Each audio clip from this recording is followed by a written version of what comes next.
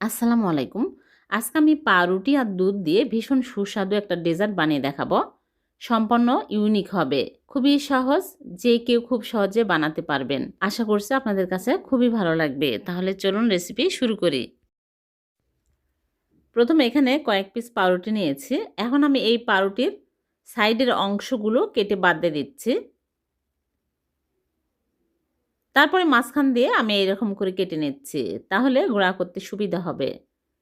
আপনারা চাইলে ব্লেন্ডারও গুঁড়া করে নিতে পারেন। এখন আমি হাত দিয়ে এরকম করে গুঁড়া করে নিচ্ছি। খুবই মজার এই রেসিপি, আপনারা বাড়িতে অবশ্যই ট্রাই করবেন। খুবই সুস্বাদু হয়। এরকম করে আমি গুঁড়া করে নিচ্ছি। এক সাইডে রেখে দিচ্ছি। তারপরে আমি প্যানের মধ্যে নিয়ে নিচ্ছি গুঁড়া দুধ হাফ কাপ। এখানে আমি গুঁড়া দুধ নিয়েছি, আপনারা চাইলে লিকুইড দুধও নিতে পারবেন 2 কাপ। তারপরে একটা ডিমের কুসুম আমি নিয়ে নিচ্ছি আর সাদা অংশ রেখে দিলাম।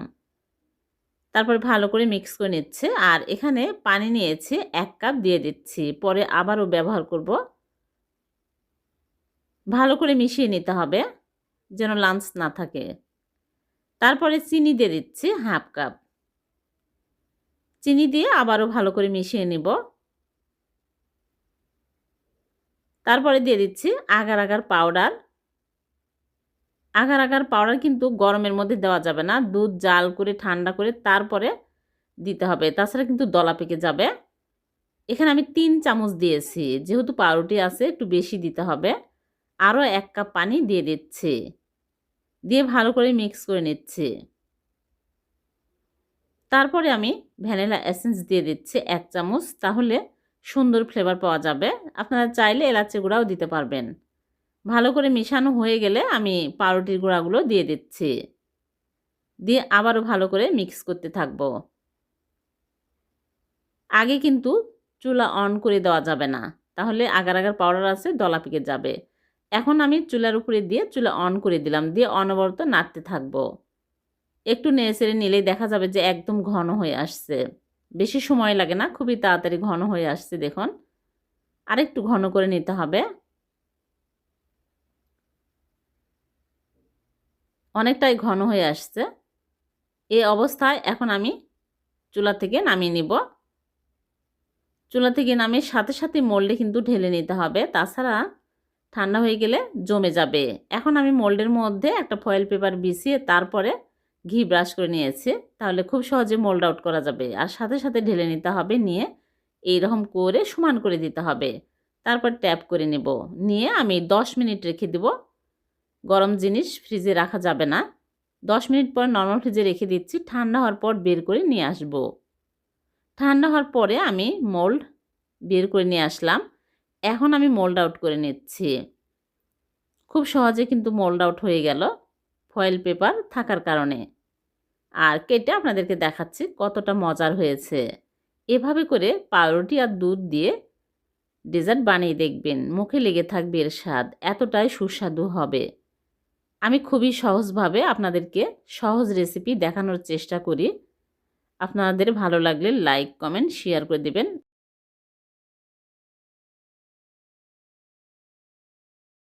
আজকে আমি সুজি আর বাদাম ভেজে লোভনীয় স্বাদের একটা ডেজার্ট বানিয়ে দেখাবো। সুজি দিয়ে আমরা অনেক রকম ডেজার্ট তৈরি করে থাকি, কিন্তু আজকে আমি অন্য রকম করে নতুন স্বাদের একটা ডেজার্ট আইটেম বানিয়ে দেখাবো। খুবই টেস্টি হবে আর খুবই সহজভাবে আপনাদের সাথে আমি শেয়ার করব। তাহলে চলুন রেসিপি শুরু করি। প্রথমে চুলায় প্যান বসিয়ে প্যানটা ভালো করে গরম করে নিয়েছে। এখন আমি এর মধ্যে দিয়ে দিচ্ছি সুজি 1 কাপ। সুজি দিয়ে আমি হালকা আঁচে নেড়েচেড়ে ভেজে নেব। চুলার আঁচ একদম লো আঁচে রাখতে হবে, তাছাড়া কিন্তু চট করে সুজি পুড়ে যাবে। তারপর এর মধ্যে দিয়ে দিচ্ছি কাঠবাদাম। যে কোনো বাদামই দিতে পারবেন। বাদাম দিলে খেতে আরও বেশি টেস্টি হবে। আরও কিছুক্ষণ নেড়েচেড়ে ভেজে নিতে হবে, একদম মুচমুচে করে ভেজে নেব। যখন দেখবেন এইরকম একদম মুচমুচে হয়ে গেছে, তখনই হয়ে যাবে। চুলা থেকে নামিয়ে আমি একটা বাটিতে ঢেলে ঠান্ডা করে নেব। ভালো করে ঠান্ডা হয়ে গেছে। এখন আমি একটা ব্লেন্ডার জারের মধ্যে নিয়ে নিচ্ছি, ব্লেন্ড করে নিব। একদম মিহি করে গুঁড়া করে নিতে হবে। এই রকম করে গুঁড়া করে নিয়েছে, একদম মিহি হয়েছে। এখন আমি এক সাইডে রেখে দিচ্ছি। আর এদিকে চুলে একটা প্যান বসে দিয়েছি। প্যানটা ভালোভাবে গরম হয়ে গেলে দিয়ে দিচ্ছি ঘি 1 টেবিল চামচ। ঘি যখন মেল্ট হয়ে যাবে তখন সুজিগুলো দিয়ে দিচ্ছি। সুজির গুঁড়া দিয়ে আমি হালকা আঁচে নেড়েচেড়ে ভেজে নিব, কালার চেঞ্জ হয়ে আসা পর্যন্ত। একদম হালকা আঁচে নেড়েচেড়ে ভেজে নিতে হবে। ভাজতে ভাজতে দেখবেন কালারটা অনেকটাই চেঞ্জ হয়ে যাবে।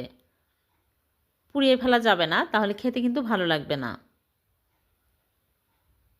আস্তে আস্তে কালার চেঞ্জ হতে শুরু হয়েছে। একদম লো আঁচে রেখে আমি ভেজে নিচ্ছি। নারিকেলের গুঁড়া দিয়ে দিচ্ছি 1/4 কাপ।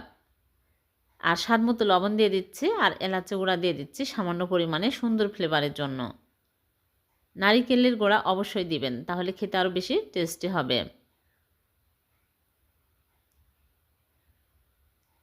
একটু সময় নিয়ে ভালো করে নেড়েচেড়ে ভেজে নিতে হবে।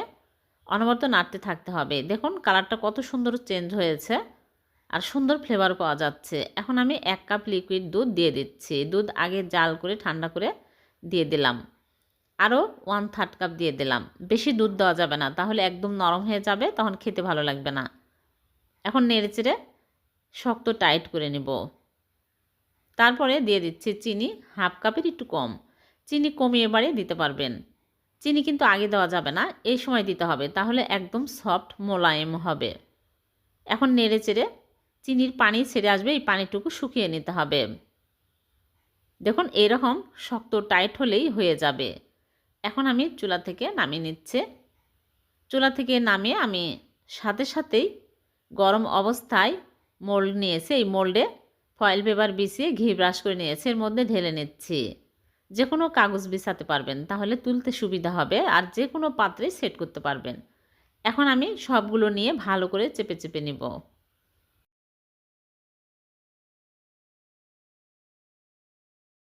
এইরকম করে চেপে চেপে দিতে হবে।